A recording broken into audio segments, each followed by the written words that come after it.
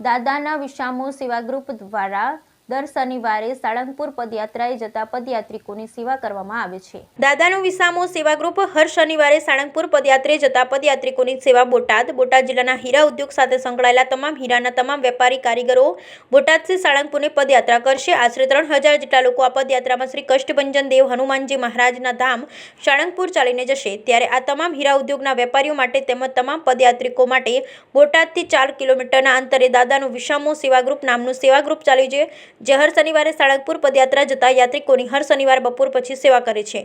જ્યારે હીરા ઉદ્યોગના વેપારી પગપાળા દ્વારા યાત્રા કરશે તેમજ તમામ પદયાત્રીઓ પગપાળા નીકળશે।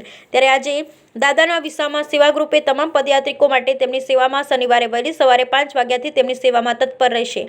અમે આ સેવા ગ્રુપ દ્વારા તમામ પદયાત્રિકો માટે પ્રસાદમાં ફરાળી ભેળ, ચા, પાણી તેમજ અન્ય ગરમ નાસ્તાની વ્યવસ્થા પૂરી પાડશે। દાદાનો વિસામો સેવા ગ્રુપની સેવા ખૂબ જ પ્રશંસનીય છે, જે વર્ષના હરેક શનિવારે સાળંગપુર પદયાત્રાએ જતા પદયાત્રિકોની અવિરત સેવા કરે છે। Bureau report.